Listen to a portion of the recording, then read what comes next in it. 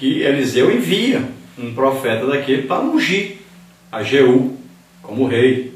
Então, eles treinavam essas pessoas. Nós vamos ver, por exemplo, que Eliseu andava sempre com Geazi, para baixo e para cima. Ele estava o quê? Aprendendo.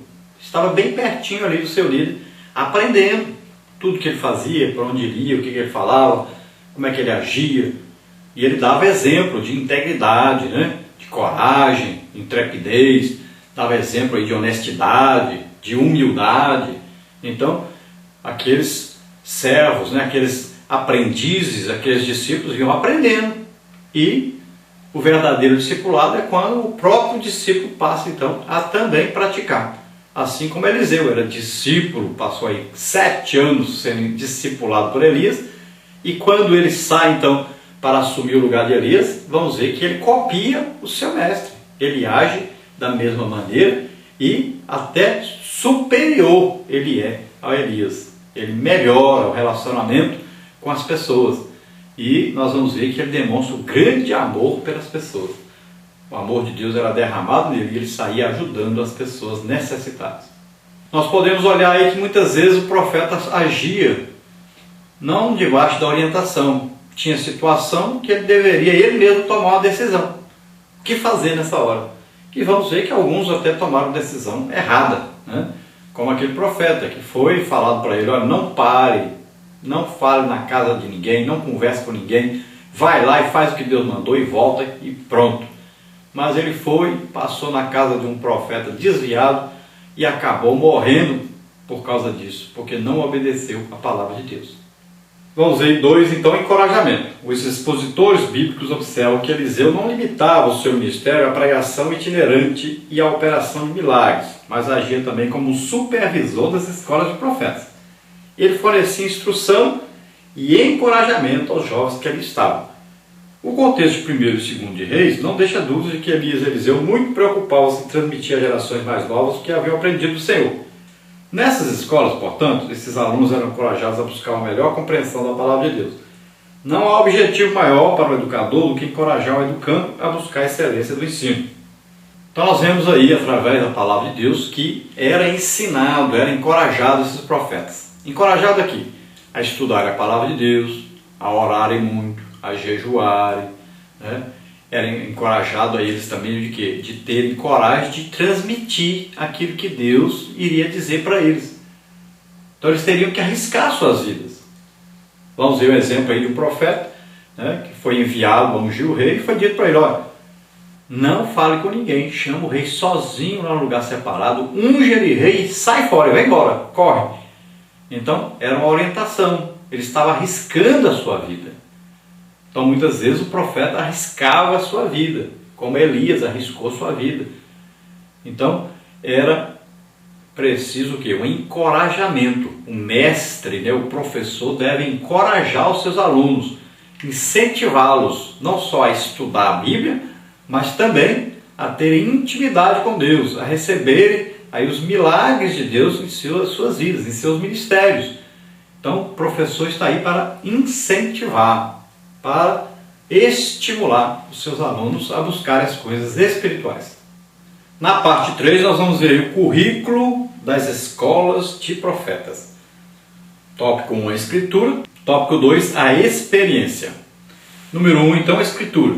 Acompanhando o ministério de Elias, vemos que a palavra de Deus fazia parte do conteúdo ensinado às escolas de profetas. Dele, Eliseu recebeu essa herança. Quando se encontrava no Monte Sinai, Elias queixou-se de que os israelitas haviam abandonado a aliança divina, destruído os locais do verdadeiro culto e matado os profetas do Senhor. A palavra de Deus, em especial o livro de Deuteronômio, especificava que princípios e preceitos regiam a aliança de Jeová com o seu povo. A palavra de Deus era e é essa aliança. Assim como Elias, Eliseu também estava familiarizado com as implicações do conceito divino. Era a palavra de Deus que ele ensinava a seus discípulos, e a palavra de Deus que nós também devemos ensinar hoje. Então esses profetas, esses mestres, tanto Samuel como Elias, como Eliseu, tinham conhecimento da palavra de Deus, principalmente da lei e da aliança de Deus com o seu povo. E eles enfocavam essa aliança. Eles estavam sempre a mencionar essa aliança. era muito importante. A aliança é que fazia com que eles tivessem confiança para poderem enfrentar os inimigos, para enfrentar os governantes. Então essa aliança, eles tinham que confiar na aliança de Deus. Por quê? Nessa aliança que Deus dizia, olha, eu sou o teu escudo e o teu galardão. Então ao mesmo tempo sou eu que te protejo. E se você morrer, eu sou o seu galardão, vai estar comigo para sempre. Não se preocupe com isso. Então Deus estava sempre presente. Então haviam promessas dentro da aliança. Você leia Deuteronômio 28, existe aí as bênçãos e as maldições da aliança. Bênçãos para quem obedecesse, maldições aí para quem desobedecesse. Então eles deveriam estar sempre guardando a palavra de Deus, seguindo ali as orientações dos seus mestres, para que eles não fossem amaldiçoados, fossem abençoados sempre. Os alunos precisavam ter conhecimento dessa palavra, dessa aliança com Deus. A experiência aí, Elias e Eliseu eram homens experientes e partilhavam com os outros o que haviam aprendido do Senhor. No entanto, no contexto bíblico, a experiência não está acima da revelação divina, conforme se encontra registrada na Bíblia. A palavra de Deus é quem julga a experiência e não o contrário. Elias, por exemplo, afirmou que suas experiências tiveram como fundamento a palavra de Deus. Os mais jovens devem ter a humildade de aprender com os mais experientes, e os mais experientes não devem desprezar os saberes dos mais jovens. O aprendizado se dá através do processo da interação e a experiência faz parte desse processo. Então nós vemos aí no exemplo de Elias e Eliseu que eles tinham uma experiência com Deus. Não era apenas um conhecimento da palavra de Deus, mas eles conheciam o próprio Deus. Nós vamos ver no caso de Samuel, de Elias, de Eliseu, que eles ouviam Deus falar com eles. Como eles eram homens íntegros, eram homens de Deus, então eles ouviam Deus falar com eles. E muitas coisas que eles transmitiam, eles tinham ouvido diretamente de Deus. Veja só que coisa maravilhosa. Eles não tinham apenas um conhecimento da letra, das palavras escritas, em Deuteronômio principalmente, mas eles tinham também um conhecimento extra adquirido através da experiência que eles tinham com Deus. Então, esses homens sabiam o que agrada a Deus, o que desagrada a Deus. Quando eu fiz isso, Deus não se agradou. Quando eu fiz isso, Deus se agradou. Então eles poderiam passar essa experiência para os seus alunos. Como é bom, como é maravilhoso as pessoas que têm um testemunho de vida para contar aos seus alunos. Quando eles têm alguma coisa que aconteceu com eles mesmos e eles transmitem aos seus alunos. Por isso é que a escola está perdendo muito. Nós estamos com poucos professores que têm esse tipo de experiência com Deus. Então eles têm muito saber humano, psicologia, pedagogia, mas não têm conhecimento de Deus. Eles não têm experiências com Deus para contar para os seus alunos. E isso falta muito hoje na escola bíblica dominical. Agora, isso não depende de idade. Às vezes, um novo convertido, que tem 1 ano de convertido, já tem mais experiência com Deus do que o seu próprio professor, que tem 20 ou 30 anos de crente. Isso não tem negócio de idade. Então, é acreditar, é desejar, é buscar a presença de Deus, é se relacionar com Deus, é conversar com Deus, é ouvir Deus falar conosco. Então, essa intimidade é importantíssima para um professor, para um mestre. Número 4, a metodologia das escolas de profetas. Então, quais os métodos de ensino eles usavam? Ensino através do exemplo e ensino através da palavra. Vamos ver ensino através do exemplo. As escolas de profetas seguiam o idealismo hebreu concernente à educação. Havia uma relação entre professor e aluno na comunidade onde viviam. A educação acontecia também na sua forma oral e o exemplo era um desses métodos adotados no processo educativo. Não há como negar que Eliseu ensinava através do exemplo. Há vários relatos sobre os milagres de Eliseu, nos quais se percebe que o aprendizado acontecia através da observação das ações do profeta. Geazi, discípulo de Eliseu, sabia que seu mestre era um exemplo de honestidade. Em o Novo Testamento, Jesus Cristo colocou-se como o exemplo máximo a ser seguido. E Paulo se pôs como modelo a ser imitado.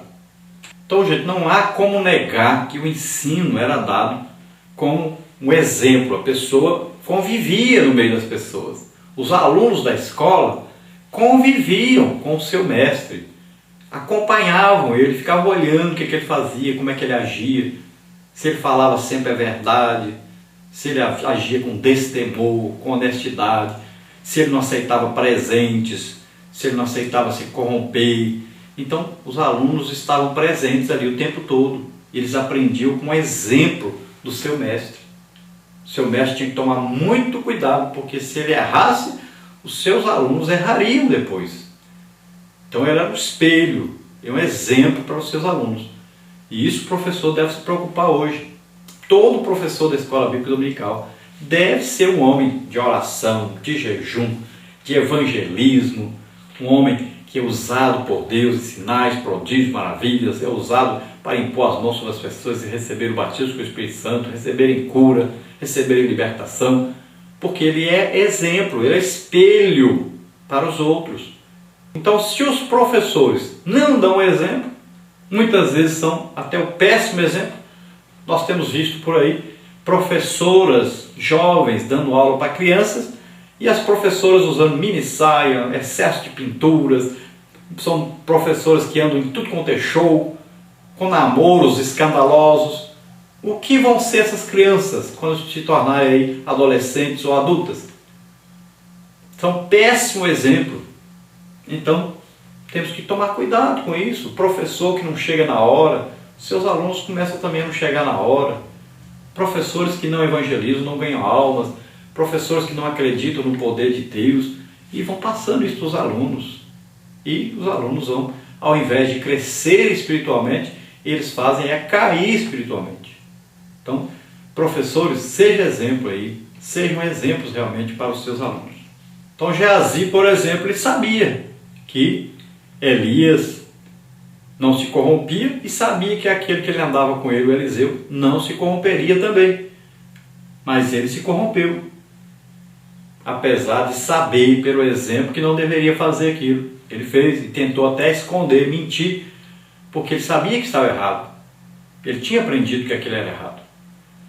E nós vamos ver o exemplo máximo que nós temos, que é Jesus Cristo. O exemplo de perfeição. E Paulo, em tudo, imitava a Cristo. Ele diz, olha, aprendei de mim, imitem a mim como eu imito a Cristo. No final da sua vida, ele diz, olha, não vivo mais eu, mas Cristo vive em mim. Então ele fazia, ele desejava, ele pensava aquilo que Cristo fazia, desejava e pensava. Então ele queria exatamente agradar em tudo a Deus. E cada dia se tornava mais parecido com Jesus Cristo. Ensino através da palavra. Eliseu não deixou nada escrito. O que sabemos dele é através do cronista sagrado. Mas esse fato não significa que o profeta não usasse a palavra de Deus em sua vida devocional e também como instrumento de instrução nas escolas de profetas. A forma como Eliseu julgava o comportamento dos reis, aprovando-os ou reprovando-os, não deixa dúvidas de que usava a palavra de Deus escrita para discipular os alunos das escolas de profetas. Eliseu, por exemplo, mediu a iniquidade de Acabe através da piedade de Josafá. Acabe era um rei mau porque não andava conforme a palavra de Deus, enquanto Josafá era estimado por fazer o caminho inverso. Então nós podemos ver aí que Eliseu, ele usava a palavra de Deus para ensinar. Qual a maneira de vida que ele tinha? Segundo a palavra de Deus. O que ele tinha para corrigi-lo? A palavra de Deus. O que ele tinha para orientá-lo? A palavra de Deus. Então ele procurava seguir o máximo possível a palavra de Deus para servir de exemplo para os seus alunos. E quando ele teve um encontro com aqueles 3 reis que iam para a guerra, e ali estava Josafá, e também estava ali o filho de Acabe, Eliseu comparou ali a família de Acabe com Josafá. Ele viu que a família de Acabe era idólatra, não seguia a palavra de Deus. Já Josafá seguia as orientações da palavra de Deus, disse não à idolatria, combateu a idolatria e tentava de todas as maneiras observar a palavra de Deus e continuar os sacrifícios no templo, fazendo tudo conforme a palavra de Deus. Então ele comparou, porque ele tinha conhecimento da palavra de Deus para comparar um com o outro.